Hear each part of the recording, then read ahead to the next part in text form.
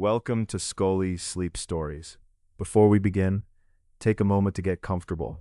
Let the day soften around you and settle in for a calm documentary made for curious minds. If these stories help you rest, learn, or simply enjoy a quieter part of the day, please consider liking this episode and subscribing to the channel. Now, when you are ready, let us begin. Chapter 1: The Road at Dusk. The road had been shining beneath the rain since late afternoon. It was not a heavy rain, nor one that hurried across the fields in silver sheets. It was a small, patient rain, carried on a cool wind, gathering upon the traveler's woolen hood and darkening the shoulders of the cloak beneath it. Drops clung to every twig in the hedges. They rested along the bare stems of bramble and upon the last leaves of the season, until the wind stirred them and they fell quietly into the grass. The traveler walked beside a small horse, with one hand resting loosely upon the leather rein. The animal was sturdy rather than graceful, with a thick coat now beaded with rain. Its breath appeared in pale clouds whenever the air grew still. Two panniers hung across its back, one on either side, balanced by broad straps. Such panniers might be baskets or bags, arranged so that the load did not rest in one heavy bundle. These carried a few folded pieces of cloth, provisions wrapped against the weather, and the ordinary things needed for a journey of several days. Nothing about the load was grand, yet every buckle, cord, and bundle had its place, and the traveler had checked them often along the road. Things carried from home or market were not always easily replaced. A dry shirt, a sound knife, a little food, and a good length of cloth could matter greatly when the next town was still many miles away. The horse stepped into a shallow rut, tested the ground, and brought its hoof forward again. Rain revealed every weakness in a road. Where passing carts had pressed deep lines into the earth, water settled in long brown pools. Where the ground was clay, it became smooth and slippery. On higher places, exposed to the wind, stones showed through the mud, and the horse placed each hoof among them with slow care. This was a lesser road in late medieval England, in the 14th or perhaps the 15th century. It was one plausible road among many, for roads differed from place to place. Some followed broad routes used since much earlier ages, connecting important towns, ports, and markets. Others were narrow local ways between villages, fields, mills, and parish churches. A road might be firm and open for a mile, then become a sunken lane beneath hedges, or divide into several tracks where travelers had tried to avoid the deepest mud. This particular way had spent much of the day winding between cultivated fields. Beyond the hedges lay strips of dark soil, their furrows gathering rain. Here and there stood a cluster of trees. Farther away, where the land rose, sheep were scattered across a hillside like pale stones. Now the light was fading, and the distance seemed to draw inward. The traveler had gone perhaps 15 miles since morning. That was a moderate day's journey, although no single number could fully describe a day upon the road. Weather changed the pace, so did hills, baggage, companions, and the condition of an animal. Even royal parties, with fine horses and people to prepare the way, might average about 15 miles in a day. On good ground, a journey of more than 20 miles was possible, but this evening's rain had encouraged a quieter measure. For part of the morning the traveler had ridden. Later, when the road grew soft, it had seemed easier to walk beside the horse and spare it the added burden. There was no need to arrive quickly. It was enough to arrive before the last useful light had left the sky. A cart would have moved more slowly here. Its wooden wheels might sink into the ruts or slide against their edges, while a person on foot and a lightly laden horse could choose firmer patches along the verge. Even so, progress had become measured and steady. A footstep, a hoofbeat, a faint pull of leather, and then another step. Beneath the cloak, the traveler wore a woolen tunic over a linen shirt. Fitted coverings called hose protected the legs, while leather shoes or short riding footwear kept out some of the wet, though not all of it. The woolen hood enclosed the neck and shoulders, softening the touch of the wind. Wool was useful in cool weather because it could still offer warmth when damp, yet useful did not always mean comfortable. The cloak had grown heavy. Its hem was marked with mud, and when it shifted against the traveler's legs, it carried the earthy scent of wet wool in the open road. At a rise in the lane, the traveler paused. The horse stopped as well, and lowered its head. Water slipped from its forelock. A buckle gave a small creak, and one pannier settled gently against its side. Behind them, the road had already begun to disappear into evening. Ahead, the view opened for a little while. Fields sloped toward a shallow valley, their boundaries traced by hedges and low banks. Somewhere beyond them lay a village, though at first there was little to mark it. The roofs were the same gray-brown as the land, and smoke from unseen hearths mingled with the wet air. The traveler stood quietly and listened. There was the whisper of rain in the hedge, the soft movement of the horse's breath, and the muted call of a bird returning to shelter. From a distant field came the faint, irregular sound of sheep. Nothing upon the road was alarming. It was simply becoming difficult to see. After darkness, even a familiar path could become uncertain. Artificial light was limited and weak beside daylight, and good candles could be costly. A lantern might illuminate a few steps, but it could not reveal the distant turn of a lane or the depth of every puddle. Cold rain, uncertain footing, and the possibility of missing the way were reason enough to seek a roof before night had fully arrived. So the traveler continued down the slope. The lane narrowed between taller hedges. Here the rain fell less freely, but gathered in larger drops overhead. Now and then one released itself from a branch and landed upon the hood with a soft tap. The horse's flank brushed the wet leaves. Its hooves pressed dark crescents into the mud. Gradually signs of settlement appeared. A gate stood open beside a field. Beyond it was a low outbuilding with a roof of thatch, its edges softened by mist. A stack of cut wood rested beneath an overhang, sheltered from the weather. The road widened where another track joined it, and in the meeting place lay many hoofprints, some fresh enough to hold clear pools of rainwater. Then, through the grayness, the traveler saw a light. It was no more than a small amber point at first, steady behind what might have been a shuttered window. As the road curved, another warm line appeared beneath the eaves of a building. The roof was broad and low, standing near the edge of the village, where those arriving by road could find it without passing through every narrow lane.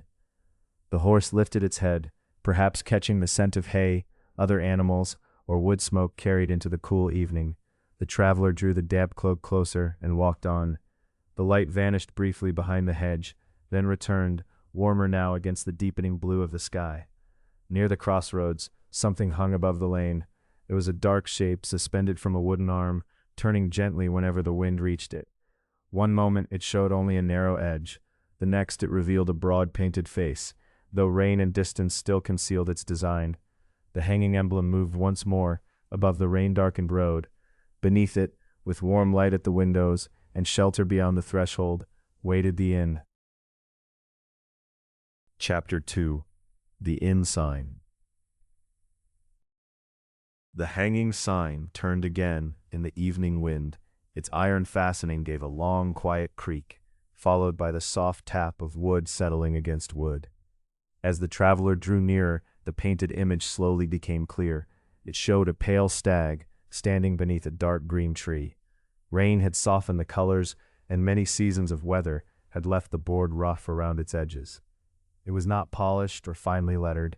It did not need to be. The image was simple, visible from the road, and easy to remember. Before numbered street addresses, a familiar picture could identify a place more readily than a written name. Not everyone passing along the road could read, but a traveler might be told to look for the stag, the red lion, the white bird, or the golden cross. Elsewhere, an inn might be marked by a carved animal, a heraldic device, a religious image, a hoop, or even a bush displayed where it could be seen. Ale cellars in late medieval England were expected to show identifying signs so that local authorities could find and inspect their premises. To the ordinary traveler, however, the emblem offered a simpler message. Here there might be drink, food, shelter, and space for an animal. The pale stag swung gently above the entrance to a narrow yard.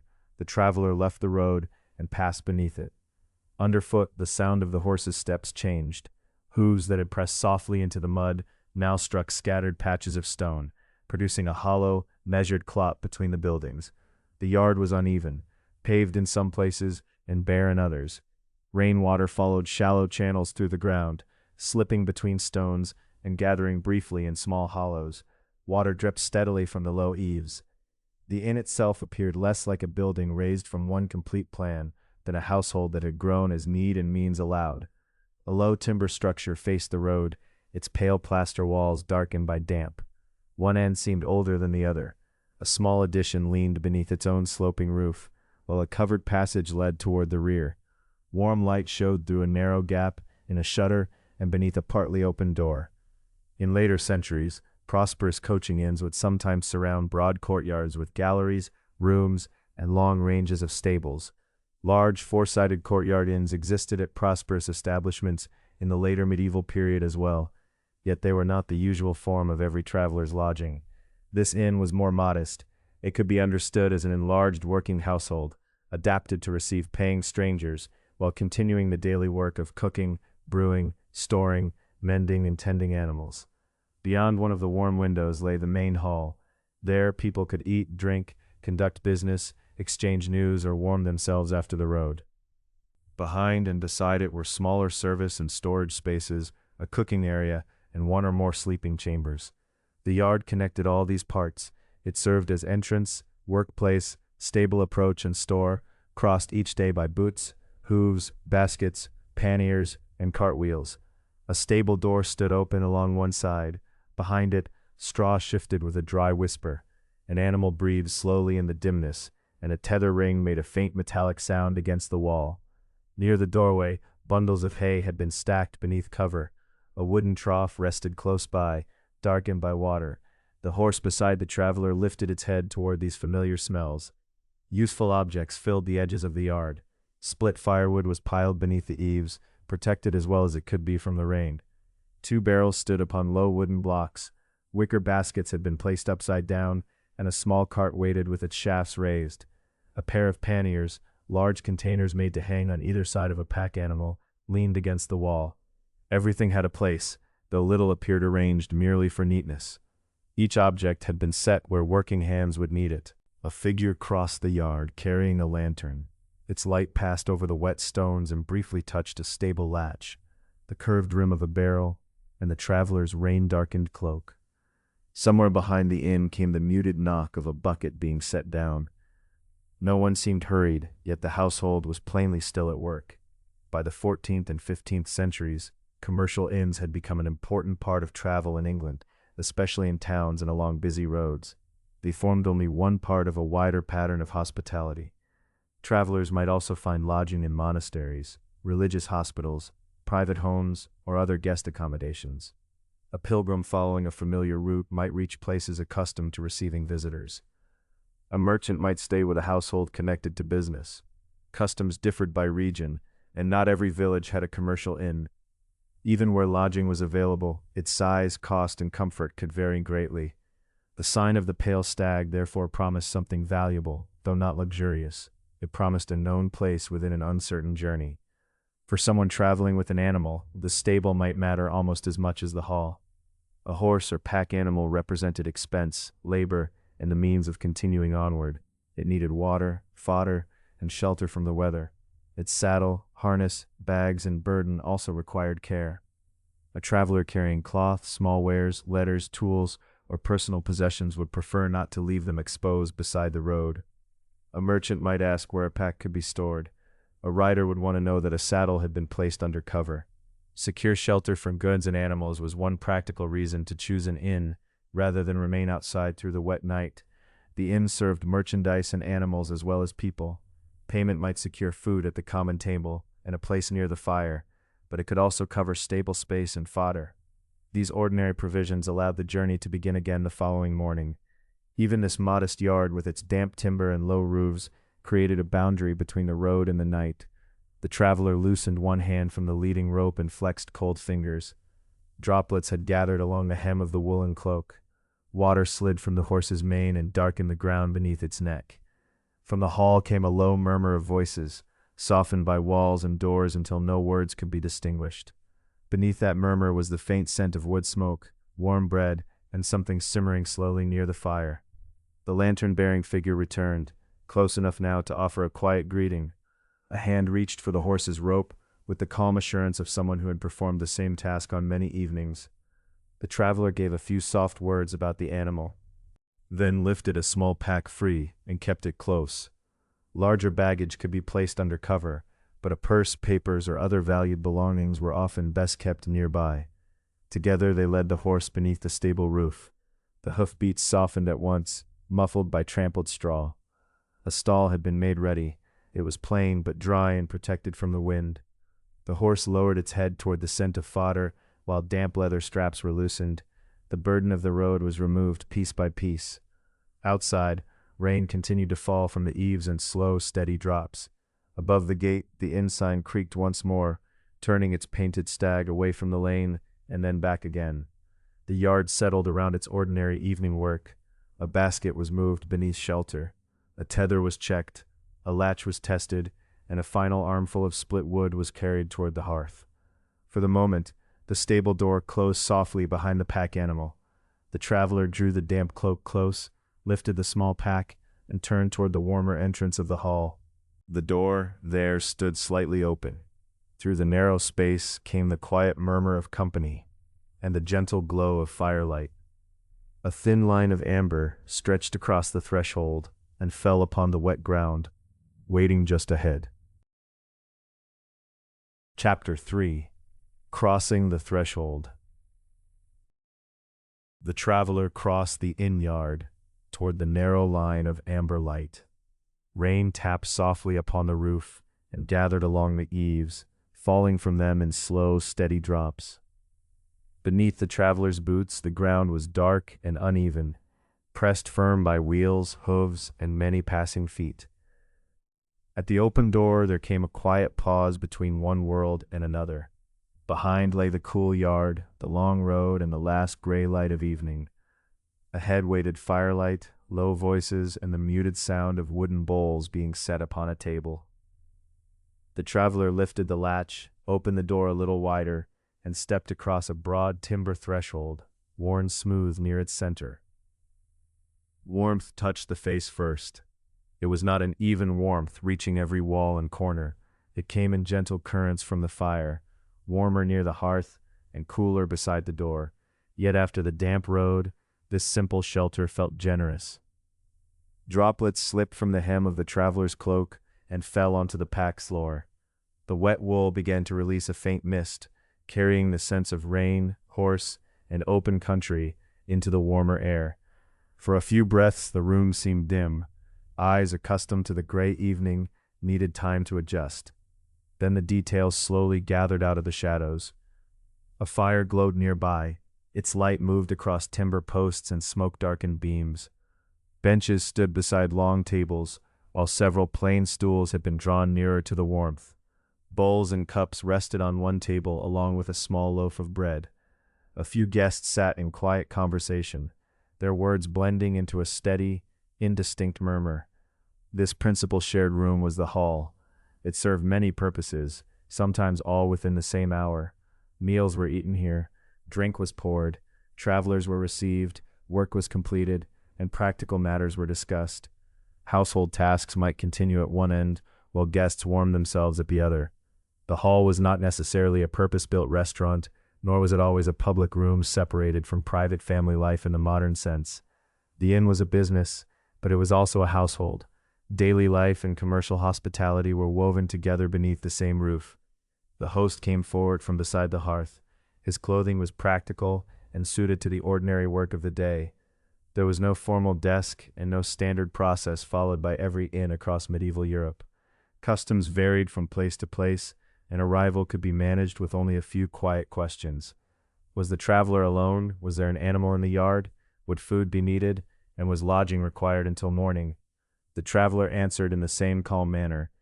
The horse was already beneath the stable roof, where a worker had begun to see to it. Supper would be welcome, as would a place to sleep. The host nodded and considered what space remained. Payment might cover several needs. There could be a charge for food and drink, another for lodging, and further provision for stable room and fodder. There was no universal tariff and no fixed arrangement common to every inn. The understanding depended upon local custom, what the household could provide, and what the traveler required. Tonight the matter needed only a short exchange. The host explained what was available. The traveler agreed, and the arrangement was settled without ceremony. Commercial hospitality did not remove the social distinctions of medieval life. A traveler with greater wealth or influence might receive finer food, more comfortable bedding, or a room offering greater privacy. A person with little money might be given simpler fare and a basic sleeping place shared with others. Seating and service could also reflect status, yet rank was not the only consideration. Immediate crowding and simple availability mattered as well. Even a wealthy guest might find privacy scarce when every chamber was occupied. A modest traveler arriving on a quiet evening might be fortunate enough to receive a better place than expected. This inn was neither empty nor crowded. There was room enough without rearranging the entire hall. The host gestured toward a bench at a comfortable distance from the hearth, close enough to feel the warmth without getting in the way of the household's work. A helper approached and offered to take the damp cloak. The traveler first removed the small pack from beneath it, keeping the familiar strap close at hand. Then the heavy cloak was spread where it could begin to dry. In the shifting firelight, a trace of steam rose from the rain-darkened wool. The helper returned to the tables, where bowls needed arranging and cups needed filling. In an inn such as this, many members of the household might share the labor. An innkeeper's spouse, children, servants, apprentices, or hired workers could help with brewing, cooking, serving, cleaning, and caring for animals. The work overlapped. One person might carry wood toward the hearth and later bring food to a table. Another might sweep the floor, rinse bowls, or prepare bedding. Domestic labor and service to paying guests were parts of the same steady rhythm. Only a few workers were noticeable now. The host remained near the fire. The helper moved quietly between the tables. From beyond the wall came the muffled sound of someone working in the stable, where wood shifted softly against wood. The traveler sat down and placed the small pack beside one boot. A wooden cup soon appeared. The traveler held it between both hands for a moment, feeling the smooth grain beneath the fingers. Across the hall, one guest bent over a bowl. Another rested an elbow upon the table and listened while a companion spoke in a low voice. A spoon touched wood. A stool moved gently across the floor. Firelight passed over the rims of the waiting bowls, then withdrew as the flames settled. There were several kinds of hospitality along medieval roads, and experienced travelers could learn to recognize their differences. A private household might offer lodging because of kinship, friendship, duty, or personal courtesy. Such shelter was given through the customs of that household, rather than as an ordinary commercial service. A monastery or religious hospital might receive travelers through charity, pilgrimage, patronage, or institutional rules. The welcome there depended upon the resources and customs of the religious community, as well as the circumstances of the guest. An alehouse could be an ordinary home that chiefly sold drink, perhaps with other simple provisions. In England, a tavern was often associated with wine, although names and customs varied according to place and period. An inn like this one was prepared more directly for travelers who needed food, drink, lodging, and care for an animal. Even so, these categories were not always exact. Local habits could blur the boundaries. A household that mainly sold ale might occasionally find room for a traveler. A familiar guest at an inn might be welcomed almost like a friend, while a stranger received the measured courtesy of business. Here the traveler was a paying guest, newly arrived and still marked by the rain. Yet the welcome took place within the everyday life of a household. The host attended to the practical arrangement. The helper continued with the bowls and cups. Somewhere farther inside the building, unseen work carried on. The traveler drank slowly. Outside, rain still fell upon the yard, but its sound had changed. Thick walls and the roof softened it into a distant, even whisper. The road no longer seemed close. The darkness beyond the threshold belonged for now to another place. Inside, warmth rested on one side of the traveler's face. The damp cloak hung nearby. The small pack remained beside the boot. Nothing had been unpacked, and no bed had yet been seen. But the important matters were understood. There would be food, there would be shelter. When the household settled for the night, there would be some manner of sleeping place. For the present, the bench beside the hearth was enough. The traveler let both hands rest around the wooden cup and watched the fire brighten, then soften again. Low conversation continued at the tables. The beams above gave an occasional quiet creak as the building settled into the cool evening. Then, through the wall, came the faint jingle of a buckle. The traveler glanced toward the door and remembered the horse, the saddle, and the baggage left beneath cover. Beyond the warm hall, in the sheltered yard, The stable worker had begun loosening the damp straps. Each piece was being lifted carefully from the animal, and the burdens of the road were being set in order for the night. Chapter 4. Horse, Boots, and Baggage. The traveler set down the wooden cup and rose from the bench. Warmth lingered in the folds of the damp cloak, but only for a few steps.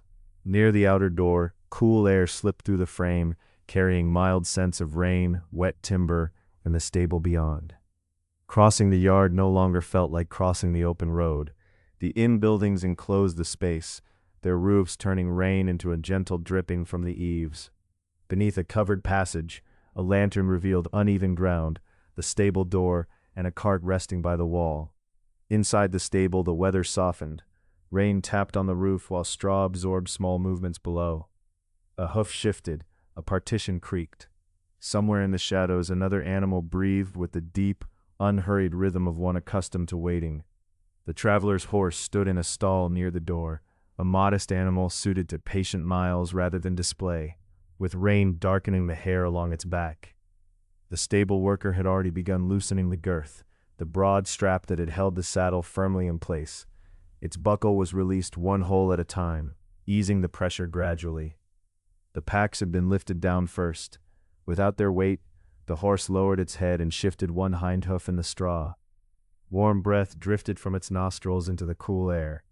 Though the rider was weary, the animal had carried both person and baggage through mud and rain and still required care.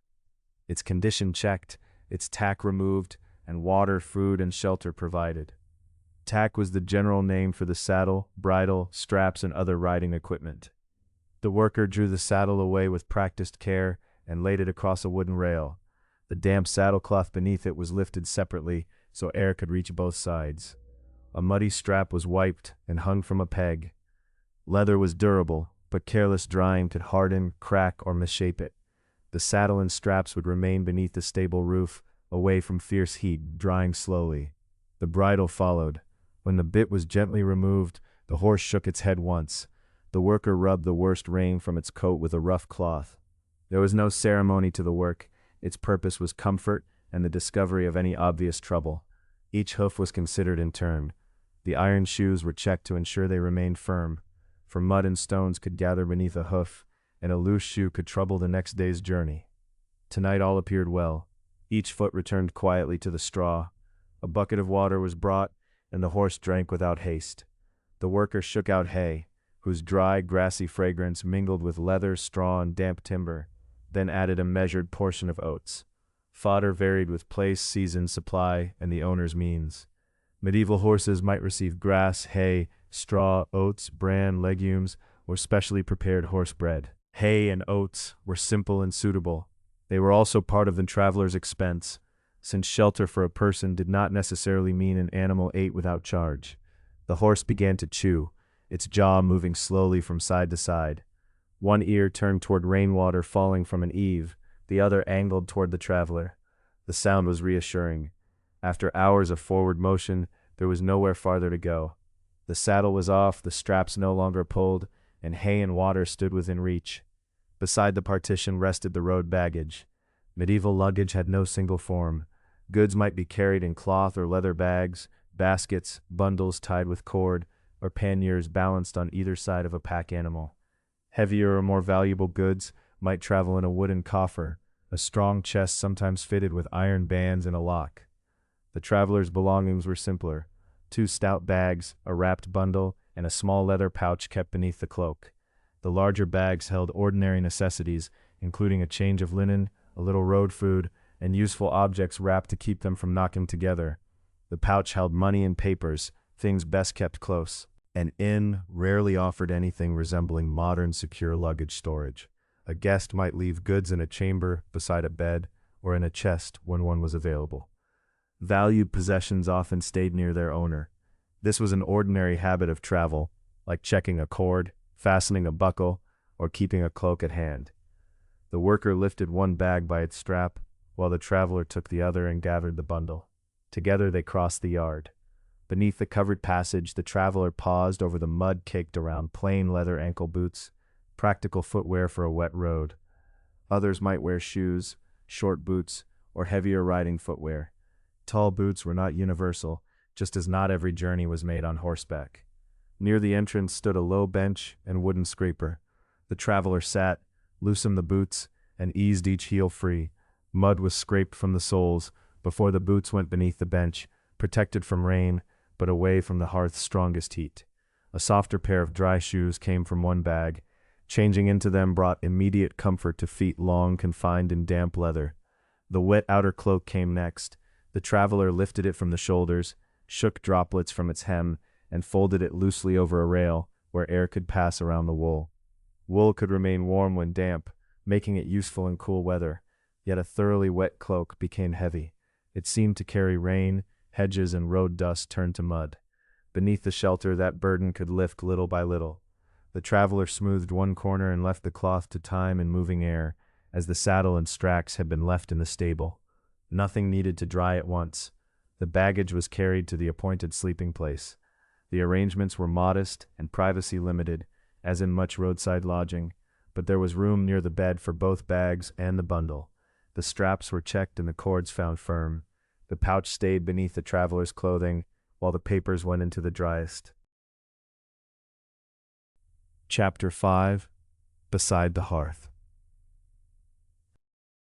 The traveler entered the hall and paused just inside, allowing the warmth to settle upon cold hands and cheeks.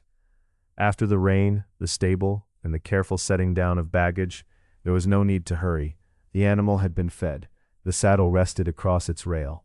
The cloak hung where it could begin to dry, and the traveler's possessions had been placed nearby. The practical work of arrival was complete. Now the fire became the center of the evening. At first the hall seemed shaped almost entirely by its light. The hearth lay near the middle of the room, broad and low, with a wide bed of pale ash beneath several glowing pieces of wood. Small flames moved along the split edge of a log. They rose, leaned, and vanished, only to return a moment later. Beneath them, the embers held a steady orange glow. This inn had an open hearth, rather than a fireplace built into the wall. Chimneys and wall fireplaces were known in late medieval Western Europe, but they were not universal in ordinary domestic buildings. Customs and buildings varied from place to place. Here, in this modest roadside inn, the fire rested openly within the hall. Above the hearth, smoke climbed toward the roof. A covered opening called a louvre allowed it to escape. Warm air rose toward that opening, carrying most of the smoke with it, though not always immediately. A faint haze lingered among the dark rafters, before slowly finding its way outside. The room was not hidden beneath a heavy cloud. There was only a mild, smoky scent, settled into the beams, and mingling with the smells of damp wool, wood, and evening food. Now and then, a change in the draft brought a little smoke lower. Someone turned a face aside, or shifted a stool by half a pace. Then the air cleared again, and the smoke continued upward. The traveler approached the hearth slowly. Heat reached the hands first. Fingers that had tightened around reins, straps, and the edges of wet cloth began to loosen. The palms warmed, followed by the wrists. The chill left the traveler gradually rather than all at once. Damp clothing warmed more slowly. The rain-darkened cloak remained upon its peg at a sensible distance from the flames. There, the warm air could reach its folds without bringing it too near the sparks. The traveler's boots, already relieved of most of their mud, had also been left to dry in their own time. A low bench stood beside the hearth, its surface worn smooth in some places by years of use. The traveler sat near one end. The bags rested close beneath it, near enough to touch with a heel. Their cords had been checked. Everything necessary for the night was where it ought to be. For a little while, nothing more was required. Across the hearth, another guest sat upon a three-legged stool. His face could be seen clearly whenever the flames rose. When they settled, his features softened into shadow. Farther away, members of the innkeeper's household moved through the dimmer edges of the hall. Their outlines passed between tables, benches, shelves, and the doorway leading toward the work of preparing supper. Evening light in such a room was limited. The fire was its principal source. It illuminated the nearest hands and faces and laid warm reflections along the rims of wooden bowls. Yet it did not brighten the entire hall. Beyond the central glow, objects faded gently into brown and black. Corners seemed deeper than they had during the day, and the high roof almost disappeared. A small tallow candle stood upon a shelf, Near a place where cups and small household matters could be examined, tallow was rendered animal fat, formed around a wick to make a relatively inexpensive candle. It was more affordable than beeswax, though its flame might be smoky and its smell stronger. The wick required attention, and even a modest candle represented material and work. Beeswax candles burned more cleanly, but they were considerably more expensive.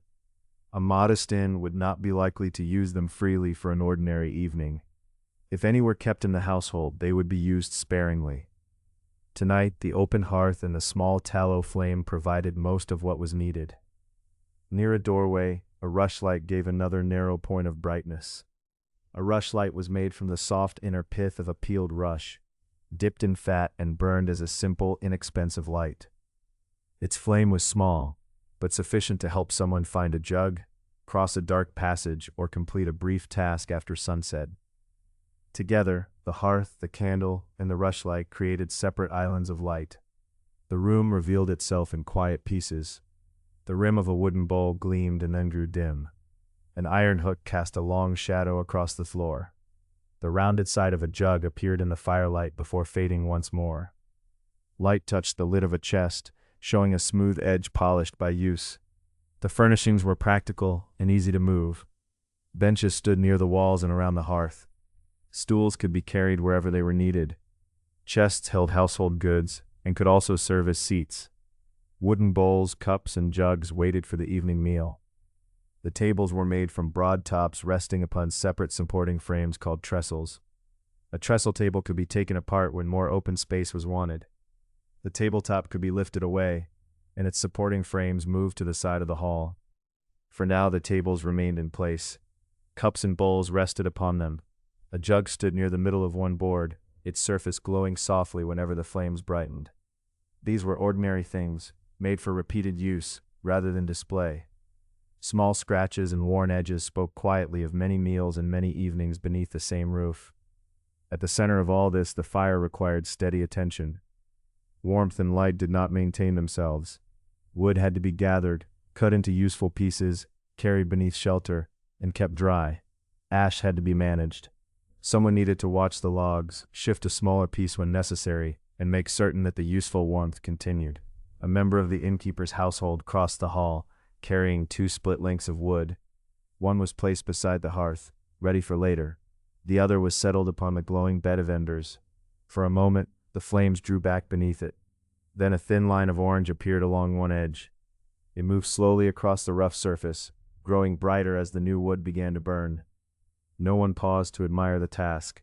It was simply part of keeping the inn, as ordinary as carrying water, feeding horses, arranging stools, or setting out bowls. Yet everyone in the hall depended upon it. The travelers' warming hands, the drying cloak, and the evening meal all depended upon the wood carried in and tended with care. Above the flames hung an iron pot. A chain and hook supported it over the hearth. In another building, a tripod or pot stand might have served the same purpose.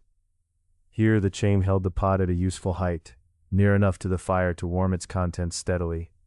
The iron was dark from long use. Firelight traced one curved edge and gleamed briefly along the hook. From within the pot came a soft movement. It was not yet a strong boil, only the slow stirring of liquid under gentle heat. The traveler extended both hands once more. Warmth had passed through the sleeves and into the forearms. The chill of the road had begun to recede. The cloak still carried the cool scent of rain, but its outer folds were gradually warming. High above, smoke gathered lightly among the rafters, then slipped away through the louvre. Outside, rain continued to touch the roof and the stones of the inn-yard. Inside, shadows moved across beams darkened by many seasons of fire. Conversation remained low and unhurried. A cup touched a tabletop. A stool shifted over the floor. Someone added another small piece of wood to the edge of the embers. The horse in the stable could no longer be heard from the hall, though the traveler could imagine its slow chewing beyond the wall. The saddle was secure. The bridle and straps hung from their pegs. The road could wait until morning. For now there was only the broad bed of ash, the low flame, and the quiet company gathered around it. Then the iron pot released a gentle stir of steam. Its scent traveled slowly through the hall. There was grain softening in the pot, with onion, herbs, and a little salt. The fragrance mingled with wood smoke and drew the traveler's attention away from warming hands and moving shadows. Nearby, the work of preparing the evening meal continued. Chapter 6. Preparing the Evening Meal. The scent from the iron pot deepened as the fire warmed it.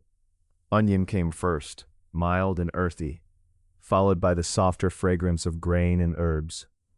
Steam gathered beneath the rim, escaped in a pale ribbon, and faded among the shadows above the hearth.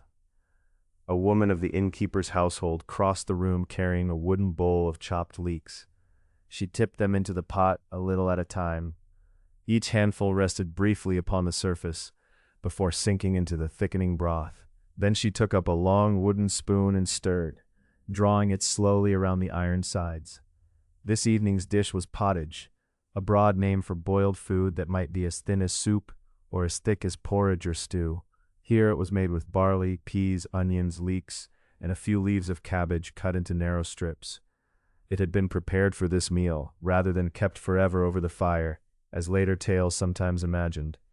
Like other everyday dishes, it was cooked, served, and made afresh when it was needed. The traveler watched the spoon travel around the pot. Once around, and then once more. It moved with the quiet patience required by food that might catch against hot iron if left entirely alone. From time to time, the woman lifted the spoon and allowed a little pottage to fall back. The softened barley descended slowly, showing that the meal was nearly ready. On a low table nearby stood a small collection of useful objects.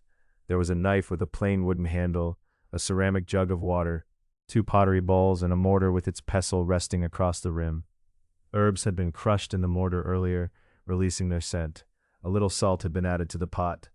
The cooking place of an inn was not always a separate chamber arranged as a modern kitchen might be. Work could spread around the principal hearth, into a side room, or into a covered space nearby. Customs differed by region, and buildings changed as walls were repaired and rooms were added. Here the fire warmed the hall and cooked the household's food. An iron hook and chain held the pot over the heat, allowing it to be raised or lowered. A pot stand waited close by, ready to support the vessel when it was drawn away. Elsewhere, households might use brass pots, ceramic cooking vessels, tripods, or other stands according to what they possessed. Much of preparing supper lay not in elaborate seasoning, but in steady labor. Water had to be carried, fuel had to be gathered, cut, stacked, and kept dry. Brain and peas needed sorting, onions were peeled, greens washed, and knives cleaned. Bowls had to be set out, and the fire watched carefully. Even a simple meal held the work of many hands and many repeated journeys across the floor. A younger member of the household entered with another length of split wood. He laid it beside the hearth, rather than directly upon the flames. The fire did not require it yet. The present fuel had burned down to a glowing bed, warm enough to cook the pottage gently, without making it boil too fiercely. The traveler watched as the heat was adjusted. The chain was shortened by 1 link. A glowing piece of wood was shifted inward with an iron tool. Ash settled softly beneath the embers. Then the stirring began again, once around the pot, and once more. The contents of such a meal depended upon the place, the household, and the season. Oats might be used where oats were plentiful, and barley in another district. Dried peas or beans could be drawn from storage. Onions and leeks might last into the cool season, while cabbage, herbs, and other leafy greens could be added when available. A little bacon, mutton, or other meat might enrich the pot when a household possessed it, and when religious observance permitted meat to be eaten. On other days, salted fish might be served, or the pottage might remain meatless. Tonight, a small piece of smoked bacon had flavored the broth. There was not enough to turn supper into a feast, but enough to lend salt and savor to the barley and vegetables. The inn offered neither luxury nor complete scarcity. It served what the household stores, its means, the local harvest, and the season reasonably allowed. At the other end of the room, the innkeeper set bread upon the table. The loaves had been baked earlier. The household might have access to a bread oven, though such an oven did not need to stand directly in the hall. For now, the baking was finished, and the bread had cooled enough to cut. Bread stood at the center of much medieval eating, but it was not always the same bread. Grain supply, region, household wealth, and the quality of milling all changed the color and texture of a loaf. Fine wheat bread carried greater status. Mixed grain loaves, darker breads, and coarser loaves were also common. The bread before the traveler was brown and firm, made from a mixture of grains. Its crust had thickened in the oven, while the crumb inside remained close and nourishing. The innkeeper placed one loaf upon a board. His knife pressed through the crust with a dry, rasping sound. The first piece came away, and then the next. Knife through bread, spoon around pot, a pottery bowl set gently upon wood. The quiet rhythm of supper preparation blended with the rain on the roof. A piece of cheese was brought from storage and placed beside the bread. Its exact kind mattered less than its usefulness. Cheese could be kept as household food or carried on the road. Here, it was firm enough to cut into modest pieces, one for each place at the table. In another season, fresh fruit might have been more plentiful. In this cool, wet part of the year, a few stored apples remained. Their skins were slightly wrinkled, but the fruit was still sound. Other preserved supplies might include dried peas and beans, salted fish, smoked or salted meat, or pears kept into the cooler months. Such stores helped carry a household from one harvest toward the next. Local farming shaped the ordinary meal. Trade could bring other provisions, especially near towns and well-traveled roads. Wealth mattered too, as did the religious calendar. No single meal could represent every medieval inn, for food varied from place to place and from one season to another. The traveler sat close enough to the hearth to feel warmth against the knees. The wooden bowl waiting on the table was marked by years of spoons. Nearby, a ladle rested upon a folded cloth. No one hurried. The pot would be ready when the barley had softened fully and the cabbage no longer resisted the spoon. Until then, the fire continued its quiet work. Steam lifted. The spoon moved. Rain whispered against the roof. The woman tasted a little broth and considered it. She gave the pottage one final stir, then hung the wooden spoon from a peg. With cloth wrapped securely around their hands, she and the innkeeper lifted the pot from its hook. Together they settled it upon the waiting stand beside the hearth. Steam rose more freely now, carrying the mingled scents of grain, leek, smoke, and salt through the common room. Conversation faded without being asked. The few waiting guests turned toward the table. Bread was arranged within reach. The cheese was divided. Wooden bowls were brought forward, and the ladle was lowered into the warm pottage. Outside, rain continued along the road and across the darkened inn yard. Inside, the fire glowed beneath the settling ash. Bowls were drawn closer, bread waited on the board, and the innkeeper's household began to serve the evening supper. Chapter 7.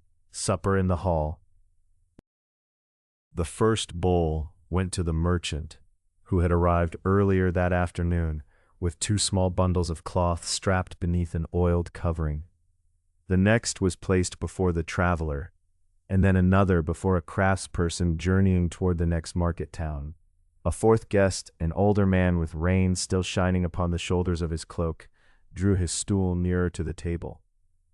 The serving order was neither announced nor explained. In many medieval households, rank, wealth, age, and familiarity could influence who received food first, how much was served, and what quality it might be. Here, in this modest roadside inn, the distinctions were quiet ones. The merchant had paid for a little meat with his supper. A few small pieces appeared upon his wooden dish, darkened at the edges by the cooking pot. The other guests received generous ladles of pottage, thick with barley, cabbage, and softened leek. This was not a feast, but it was warm and substantial food after a cool day upon the road. The traveler rested both hands around the wooden bowl for a moment. Heat passed gently into the fingers. A spoon lay beside the bowl, worn smooth by long use. The pottage was thick enough that each spoonful held together briefly before settling. Its flavor was simple and comforting. There was grain, vegetables, broth, and salt, with a faint smokiness gathered from the hearth. Pottage was among the most familiar foods of medieval life. Its contents changed with household means and season. It might be thin or thick, plain or enriched. It could be made from oats, barley, peas, beans, herbs, onions, cabbage, or whatever else was available. In a prosperous kitchen, it might contain meat or richer seasoning.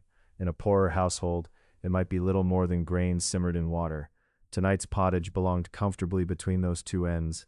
It was modest, carefully made, and filling. The innkeeper's wife carried a board of bread along the table, and each guest took a piece. The loaf was firm and slightly coarse, made from grain less finely sifted than the whitest bread served in wealthy households. Its crust required a steady hand to break, but the meal was tender enough to press into the broth. Beside the bread stood a small pottery dish of cheese and another holding onions. The cheese was pale and close in texture, with a pleasantly salty taste. The onions had been cooked until their sharpness softened. A little salt rested in a shared container near the center of the table, where it could be reached without leaning across another diner's place. Most of the tableware was made from wood or pottery. These materials were ordinary, useful, and practical for an inn of this kind. Pewter dishes and cups were available in the later Middle Ages, but they represented greater expense. There was no need for such display here, and the pottery jug kept the ale ready for pouring. The innkeeper filled the cups in turn. Ale was an important staple drink in medieval England, although drinking customs differed across Western Europe. Some ales were light enough for ordinary daily use, while others were stronger. The distinction between unhopped ale and hopped beer was developing during the medieval period, and it was not always as simple as later generations might imagine. The ale in this inn was local and mild, cloudy in the cup, with the soft taste of malt. Water was available as well. Medieval people certainly drank water, despite the later claim that they never did. A clear and trusted spring or well could provide drinking water, and people relied upon local knowledge when judging a source. At this table, one guest chose water, while the others accepted ale. Neither choice drew comment. The pottery jug passed from hand to hand. Cups, like dishes and salt, might be shared when an inn had only a limited supply. One guest drank, and then set the cup where another could reach it. The movement became part of the gentle rhythm of supper. The spoon lifted, bread was broken, a cup was passed, and the jug was returned. The solid foods rested upon flat wooden dishes. In some households, a thick slice of bread might serve as a trencher, providing a surface for meat, cheese, or other solid food. A wooden dish could also be called a trencher. Customs varied by place and circumstance, and trenchers were not used everywhere. Nor were bread trenchers hollow bowls. Here the traveler's pottage remained properly in its wooden bowl, while the bread and cheese rested upon a flat surface beside it. A small knife was used to divide the cheese. Travelers often carried knives of their own, useful at the table and for many ordinary tasks upon the road. Fingers served neatly for bread, cheese, and pieces of onion. Forks were not ordinary table utensils in late medieval England, although they were not entirely unknown elsewhere in Europe. For this supper, a spoon, a knife, and carefully used fingers were sufficient. Conversation moved gently around the table. No one spoke for very long. The merchant observed that the rain had slowed his pack animals along the eastern stretch of road. The craftsperson agreed that the mud had become deepest near the low meadow. The older guest had come by another way and reported that the bridge there remained passable. Between these brief remarks came the quiet sounds of eating. Spoons touched wooden bowls, a fire shifted behind the diners. A stool creaked when someone loomed forward for bread. Rain continued to whisper against the roof. The traveler noticed that the merchant's portion of meat was small, no more than a pleasant addition to the meal.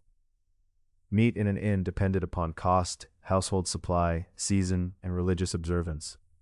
Guests who were able to pay might receive it when provisions permitted. On fast days, Christian observance could limit certain foods, often including meat. Fish or a meatless dish might be served instead. Food rules and personal observance varied, as did local custom. An innkeeper arranged the meal according to the provisions at hand, the expectations of the guests, and the religious customs being observed. No one at the table expected abundance. A satisfying supper was measured differently after hours spent walking or riding through damp weather. Warmth mattered, salt mattered. Grain and bread gave substance. Cheese brought richness, while ale eased the dryness of the loaf. Even the softened onion seemed generous when eaten slowly beside a steady fire. The innkeeper's wife returned with the ladle and offered more pottage. The traveler accepted half a bowl, and the merchant did the same. The other guests declined with quiet thanks, drawing their remaining bread through the broth at the bottoms of their bowls. The meal continued without haste. Beyond the shutters, rainwater slipped from the edge of the roof and fell into the darkened yard. Within the hall, firelight rested upon the pottery jug, the wooden spoons, and the tired faces gathered around the table. The first hunger had passed. Shoulders loosened beneath woolen garments, and hands no longer reached so quickly for bread. The innkeeper moved quietly between table and hearth. The household pot remained upon its stand, giving off a little steam. The merchant set down his knife. The craftsperson warmed both hands around a cup before passing it onward. The older guest leaned back slightly upon his stool and listened to the low conversation. Soon only a little pottage remained at the bottom of each bowl. The last pieces of cheese were divided without discussion. Crumbs gathered upon the wooden dishes, and a few softened grains of barley clung to the spoons. Someone turned the ale jug and found enough for one more modest cup. The traveler accepted only a little. The cup was warm from other hands, and the ale carried the mild scent of grain. After drinking, the traveler placed it near the center of the table, where it waited without urgency. The fire settled lower. A piece of wood shifted among the embers, sending a brief glow across the room before the light softened again. Shadows moved along the beams. The inn walls held the quiet warmth, while outside the rain continued across the road and over the stable roof. As the final pieces of bread were broken and the ale jug passed more slowly from hand to hand, the voices softened. Supper gave way naturally to the ordinary matters travelers carried from one road to the next. There was weather over distant fields, the timing of market days, the condition of bridges, and the measured miles still waiting beyond the inn. Chapter 8. Quiet Company. The ale jug came to rest near the middle of the table, its handle turned toward whoever might next wish to lift it. No one reached for it at once. The company had eaten enough, and the quiet contentment that follows a warm meal settled over the hall. Rain brushed the closed shutters in a fine, steady pattern. Now and then, a drop found some hollow place in the yard and fell with a deeper note. Within the inn, there was only the low fire, the faint touch of spoons against wooden bowls, and the soft shifting of wool against the benches. The traveler sat with both hands around a cup. The ale was mild and dark, brewed for ordinary drinking rather than celebration. Its warmth came mostly from the room and from the hands that had held it. Across the table, a small merchant ate his last piece of bread slowly. He was not a dealer in jewels or costly silks. His goods were practical things for villages and small towns. Metal buckles, needles, lengths of cord, a few knives, and pieces of dyed cloth. His cloak was made from sound wool, better finished than the traveler's, though it bore the same road mud along the hem. Beside him sat a young assistant who had helped with the pack animal and watched over the baggage in the yard. Near the end of the table was a pilgrim in a plain mantle, traveling toward a shrine several days farther on. The pilgrim carried little beyond a staff, a small bag, and an extra layer of wool. Such journeys might be made from devotion, in gratitude for a blessing, or in hope of spiritual comfort. This pilgrim did not explain the reason, and no one asked. On the road, a destination was often discussed more readily than the private purpose behind it. These few guests were enough to fill the modest hall without making it crowded. A busier inn might receive craftspeople traveling for work, clergy, officials, messengers, drovers, servants, or people moving carts and goods. Soldiers, students, and performers sometimes traveled as well, but a small inn did not gather every sort of wayfarer beneath its roof in a single evening. Tonight there were only 4 travelers at the table, while the innkeeper's household moved quietly around them.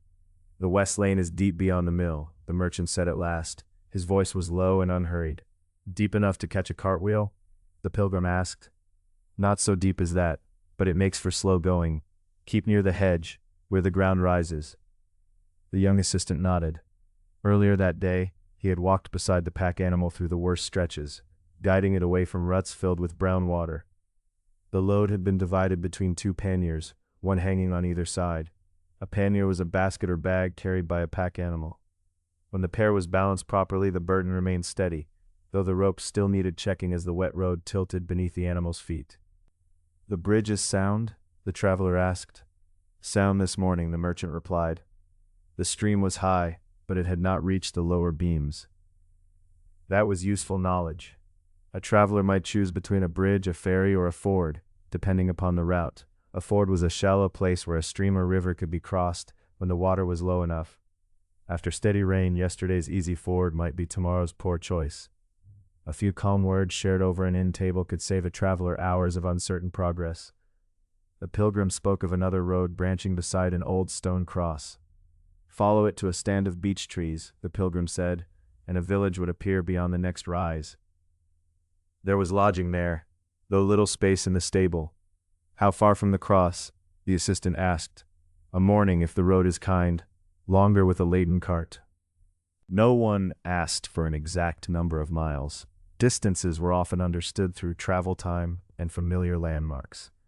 Time changed with the weather, the load, the animal, and the condition of the road.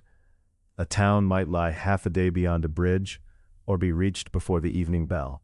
A turning might be found beside a chapel, after a ruined wall, or where 3 ash trees stood together.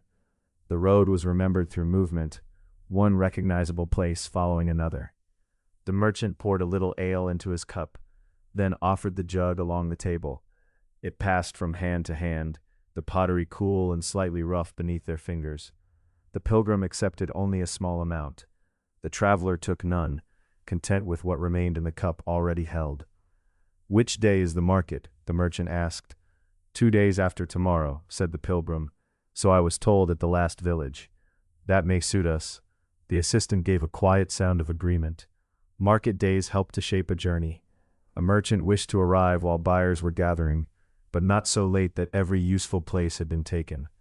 Farmers and villagers might bring grain, eggs, wool, vegetables, or poultry. Craftspeople offered cloth, shoes, pots, tools, and repaired objects. Prices changed with season and supply. A poor harvest could make grain more costly, while a plentiful crop might fill the market baskets and lower prices nearby. The conversation did not become a negotiation. The merchant merely observed that wool had sold well farther south. The pilgrim had heard that onions were plentiful near the river country. The traveler mentioned several carts seen earlier in the week, all carrying sacks toward a town beyond the hills. Information moved in this manner, little by little. Letters carried news for those able to send and receive them. Messengers served towns, religious houses, officials, and noble households. Clergy moved between churches and communities. Merchants brought reports of roads and prices, while pilgrims and craftspeople remembered what they had seen. News passed from one person to another at bridges, market stalls, monastery gates, and common tables such as this one. Most of it was ordinary. A roof was being repaired at a lodging house. A ferry had altered its fee. Hay was scarce in one district, but plentiful in another. These details helped travelers decide where to stop, what to buy, and how much fodder an animal might require. Fodder was simply food for an animal, such as hay, oats, or whatever suitable feed could be found. The fire shifted behind them. A short piece of wood settled into the embers, sending up a glow that brightened the iron pot before fading once again. No one watched for long. They had seen many fires and rested beside many tables. Part of the comfort lay in how ordinary it all was. Differences among the guests remained visible. The merchant had more luggage and could pay for a higher level of service. His animal had received fodder in the stable, and his goods were kept together under watch. The pilgrim possessed less and asked for less. The traveler's cloak was carefully mended, and the wooden cup showed years of use. Rank and means could be read in cloth, belts, baggage, seating, and manners. They could also be seen in whether someone could claim a chamber rather than a place in a shared sleeping room. A chamber was an enclosed room used for sleeping, private activity, or storage. A modest inn might have only 1 or 2, so privacy was limited, and not every guest could expect it.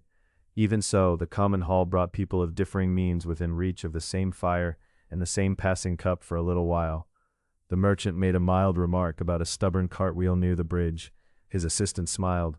The pilgrim answered with a brief tale of a mule that had preferred a patch of thistles to the road ahead. Softened laughter moved around the table, then faded as gently as it had begun.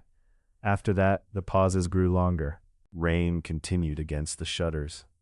The assistant smoothed the creases in one woolen sleeve. The merchant looked toward the fire without speaking. The pilgrim rested both hands upon the staff beside the bench. The traveler listened to the quiet of the room as carefully as to the earlier conversation. Beyond the inner doorway came the gentle sound of pottery being set together. The innkeeper's wife spoke a few words to someone in the household, too softly to be understood. A door moved on its hinges and closed again. In the yard, an animal shifted in its stall, then became still. The cup made one final journey along the table. This time it returned nearly empty. No new report followed it. The road to the bridge had been described, the market day remembered, and the next lodging placed among familiar landmarks. Nothing more was needed. Firelight rested upon the bowls and scattered crumbs. Outside, rainwater slipped from the eaves. Within, each person seemed to draw quietly inward, carrying thoughts toward the journey ahead, or back over the miles already traveled. Then a bowl was lifted from the table, a bench shifted against the floor, and the innkeeper's household began the familiar evening work that followed the last shared meal. Chapter 9. The inn grows still. The first bowl was followed by another, and then by a wooden cup whose rim still held a little foam from the ale. None of this happened quickly. The innkeeper's household had performed the same work on many evenings, after many travelers had eaten beneath the dark beams of the hall, and each object seemed to have its place in a familiar sequence. Bowls were gathered and nested together. Spoons were collected from beside the trenchers. A small piece of cheese was wrapped and carried through the inner doorway, while the remaining loaf was covered with cloth. Food had required time, fuel, and labor to prepare, so anything that could be used tomorrow was stored with care. At last, the final jug was lifted and carried away, its contents shifting softly within. Around the table, the travelers made room for the evening work. One rose from the bench and moved closer to the hearth. Another remained seated, hands folded loosely, watching the room become orderly again. The unnamed traveler drew the cloak nearer around the shoulders. Its wool had dried beside the fire, though the lower edge still held a trace of the wet road. The table bore the plain evidence of supper. There were crumbs, drops of ale, the pale circles left by bowls, and a few softened pieces of onion. A member of the household swept the larger crumbs into one hand, then wiped the boards with a cloth. The movement passed steadily from one end to the other, leaving the wood dark and faintly shining in the firelight. Some tables in inns and houses were trestle tables. Their broad wooden tops did not always stand upon fixed legs. Instead, a removable board rested across separate supporting frames known as trestles. Such a table could be taken apart when more floor space was needed. The board could be lifted and leaned against a wall, while the frames were carried aside. Tonight, there was no need to clear every table from the hall. One narrow board was moved nearer the wall, but the larger table remained where it was. Tomorrow it might serve again, perhaps for bread in the morning, for counting coins, for a pack set down while its straps were fastened, or for another meal when the road brought new guests to the door. A bench scraped gently over the floor and came to rest beneath the wall. The sound was brief. When it ended, the rain seemed clearer. It tapped against the closed shutters and whispered along the roof, sometimes gathering into a thin stream that fell from the eaves into the yard. The innkeeper crossed to the outer door. When it opened, cool air entered the hall, carrying the smell of wet earth, straw, and timber. Beyond the threshold, the yard had become a place of muted shapes. A lantern moved toward the stable, its light passing over puddles and across the lower stones of the wall. Even after the guests had finished eating, the animals still required attention. A horse might need more hay. A bucket might need filling. A piece of tack might be lifted from a damp place and hung where it could dry. The stable door opened, and for a little while its quiet sounds reached the hall. There was a hoof settling into straw, the steady chewing of hay, and the small creak of a wooden partition as an animal shifted its weight. There was no disturbance in these noises. They belonged to the inn's evening as surely as the bowls, the benches, and the hearth did. The horse that had carried the traveler through the rain was sheltered, fed, and quiet. Saddle and baggage had been placed away from the wet. In the morning they would be brought out again, but for now the journey had narrowed to this yard, this stable, and this roof. The lantern returned. Its glow approached across the darkened ground, passed through the doorway, and joined the warmer light within. The innkeeper closed the door behind it. Before the household retired, the doors, shutters, and yard gate were checked. This was an ordinary part of preparing the building for night, much like covering the food or allowing the fire to settle. A shutter was drawn close against the rain. The gate was secured. At the main door, the innkeeper lifted a wooden bar and lowered it into brackets across the inside. Wood met wood with a low, settled sound. The room felt no less welcoming after the bar had been placed. Instead, it seemed complete, as though the boundaries of the household had been gently marked until morning. Beyond them lay the wet road, the fields, the crossroads, and the distant village lanes. Within them remained the guests, the household, the animals, the stored food, the hanging cloaks, and the tools of another day. Not everyone in an inn withdrew at one fixed hour. A late task might keep someone below. A guest might remain beside the hearth after others had gone. Someone preparing for an early departure might check a bundle or arrange a pair of boots near the door. The evening ended gradually, according to work, weariness, custom, and need, so the hall did not grow still all at once. First the last jug disappeared through the inner doorway. Then the wiping cloth was rinsed and hung away. A bowl touched another bowl with a quiet note of pottery. A traveler rose from the bench and left the room, and beyond the shutters the rain continued. Light, too, was reduced by degrees. Artificial light required materials and labor, so it was used carefully. Tallow candles and rushlights were kept burning only where they were still needed. Once the work in one corner had ended, the small flame there was extinguished. The wall behind it faded into shadow. The remaining light made the beams above seem darker and farther apart. It shone for a little longer while the household finished another task. Then that flame, too, was put out. The hearth became the center of the hall once more. Earlier its flames had risen brightly beneath the cooking pot. Now no one added another large piece of wood. A high fire required tending, and there was little reason to leave one burning after the room had emptied. The logs were allowed to settle into embers. Their edges darkened, then opened again in thin red lines. From time to time, a coal shifted inward, sending up a brief glow before becoming still. The traveler watched the ember light move across the wooden bowl left to dry near the hearth. At one moment its rim could be seen clearly. At the next, it blended into the table behind it. The cloak, once heavy with rain, had become a soft, dark fold of wool. The boots waited near the wall, their mud drying to a dull crust that could be brushed away in the morning. Above the hall, or perhaps in a chamber beyond it, the building answered the changing warmth. A board eased beneath a distant footstep. The roof held against the gentle rain, while water continued to pass down its slope and fall beyond the walls. From the stable came the slow chewing of hay, then a small shift in straw, then the faint touch of leather or metal tack against wood. Each sound appeared, remained for a moment, and passed back into the deeper quiet. The inn had not ceased to be active. Somewhere a cup was being set upon a shelf.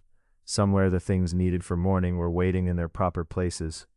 The inn remained a household as well as a shelter, and its routines continued around those who rested beneath its roof. Yet from the traveler's place near the hearth, the work seemed to recede. There was less to watch now and less to hear. The table had been wiped, the food had been covered, the door bar rested in its brackets. One light was gone, and then another. The hall, which had held supper and low conversation, now held mostly shadow, timber, and the deep red breath of the fire. The rain moved softly over the roof. The stable settled beyond the wall. The wooden beams stood quietly above, and the embers glowed lower. At last, the host approached with a small light shielded in one hand. Its flame was only bright enough to reveal the edge of the stairs and the doorway beyond the hall. The traveler rose from the bench and took up the dry cloak. For a moment, the familiar warmth of the hearth remained close behind. Then the traveler followed the host away from the shared room, moving carefully through the shadows. Behind them, the embers settled lower still. Ahead waited a simple sleeping chamber, a blanket, and a place beneath the inn's quiet roof. Chapter 10. A Bed for the Night. The traveler followed the host beyond the common room, carrying the dry cloak over one arm. A small flame moved gently through the passage, lighting timber posts, pale plaster, and the worn edges of steps polished by many feet. Behind them, the hall had nearly disappeared into darkness. Only the hearth remained visible through the doorway, its embers glowing like deep red stones. Ahead, a narrow stairway rose beneath the low beams of the inn. The traveler climbed carefully. Such stairs were often narrow and steep. Space was useful, timber was valuable, and these buildings had not been designed for the easy movement expected in a later age. Each board creaked beneath the traveler's weight, then became quiet again. At the top stood a chamber, a room set apart from the public hall. In medieval use, chambers served for sleeping, storing household goods, quiet work, or private conversation. Separate chambers could signal comfort and rank in a prosperous house, In a modest roadside inn, they simply served whatever purpose was needed. The host raised the light. Within stood two simple beds, a wooden chest, and pegs fixed to the wall. A second traveler had settled into the farther bed. His cloak hung nearby and his pack rested beside him. He offered a quiet greeting, then turned beneath his blanket. Private bedrooms were not an ordinary expectation. Arrangements varied. A wealthy guest might pay for a chamber alone, while others shared chambers, beds, mattresses, or pallets, or slept on the floor near the fire. A traveler might also find solitude simply because an inn was quiet. Sharing a bed did not always carry its later meaning. Beds were useful space, and warmth was valuable. Travelers, servants, relatives, and household members might sleep close because there were more people than beds. Privacy depended greatly upon wealth, custom, and circumstance. Tonight the inn was not full, and the traveler had a bed alone in this shared room. The plain wooden frame stood above the floor, with ropes or supporting strips beneath a straw-filled mattress. It rose in small ridges and rustled when pressed. Straw bedding was practical and available, though it needed shaking, airing, and replacement. A humbler guest might have only a loose pallet or stuffed sack on a bench or floor. Better beds might contain wool, while wealthy people could own soft feather-filled layers. Feather beds, however, were costly possessions, not the ordinary lot of travelers. Over this mattress lay a linen sheet, clean enough for a modest inn and cool beneath the hand. Linen came from flax, whose fibers were spun and woven into strong cloth. Its production required planting, harvesting, soaking, drying, combing, spinning, weaving, washing, and careful keeping. Even a simple sheet therefore held real value. A slightly coarse wool blanket waited at the foot of the bed. Wool held warmth well, and was among the great practical materials of medieval life, appearing in cloaks, tunics, hose, blankets, and trade goods. The traveler who had relied upon a woolen cloak against rain would now depend upon wool against the cool night. The host set the light on the chest and nodded toward the bed. The room, mattress, and blanket were part of the evening's payment. Then the host withdrew down the narrow stairs. The chamber was plain but not empty.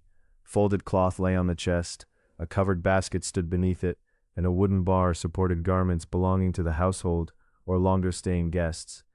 Like many such rooms, it served for both storage and sleep. A space devoted only to sleeping would have been a luxury in many homes. There were no bed curtains. Where available, curtains preserved warmth and offered privacy. Rich fabrics made impressive furnishings in fine households, while simpler hangings enclosed a small pocket of warm air. Here, the walls and roof gave shelter, and the blanket held warmth close. The traveler placed the pack within reach, with the belt pouch and small belongings beneath the folded cloak. Road possessions were kept nearby. Locks existed and chests could be secured, but an ordinary guest did not expect a private locked room like that of a modern inn. The boots were loosened and set together. They were no longer soaked, though damp earth lingered along the seams. Clothing for night depended upon habit, warmth, and circumstance. Some people slept in a linen shift or shirt. Others kept on more clothing, especially in cold weather or a shared chamber. Tonight the traveler removed the heavier garments but kept a linen layer and warm hose. Clothes folded beside the bed would be ready in the morning. For now the belt could loosen, the boots rest, and the weight of the traveling day be put down. The little flame cast a wavering glow across tool-marked beams and uneven plaster. The building was not silent. Timber answered the cooling night with low creaks. Wind touched the outer wall. Below, a vessel was gently set down. From the stable came one muffled shift of hooves, followed by stillness. The traveler sat on the bed. The ropes yielded slightly, and the straw adjusted with a whisper. It was firmer than a feather bed and less level than a modern mattress, yet it offered welcome relief. Tired feet no longer needed to carry anything. The walls kept out wind, the roof held away rain. Not every medieval night on the road ended so comfortably. Shelter could be crowded, bedding rough, and cleanliness, silence, or privacy uncertain. Yet comfort has always been understood in relation to need. After cold air, a sheltered room felt warm. After muddy miles, a dry floor felt generous. A known place until morning was enough. The traveler lay down. Straw rustled, then stilled, and the wool blanket rose over feet, legs, and shoulders. A corner of the cloak made another layer near the wall. Across the room, the other guest breathed evenly. The flame had burned low, lighting only the nearest bedpost, the pack's rim, and one pale fold of linen. Below, the inn's last work was ending. The barred door held firm, bowls were stacked, and the hearth settled into embers. Horses stood under cover, with fodder before them. Household and guests rested beneath one roof, guided by the quiet customs of shared space. Rain touched the roof lightly. The beams settled. Far below, an ember gave a faint sigh and folded into ash. Nothing more was required before dawn. The cloak was near, the boots waited beside the bed, and the pack rested within reach. The road could remain beyond the walls. There would be time for buckles, laces, wet earth, and measured miles when morning came. For now the inn held them away. The travelers' breathing slowed. Around the sleepers stood the chest, pegs, folded cloth, and dark beds.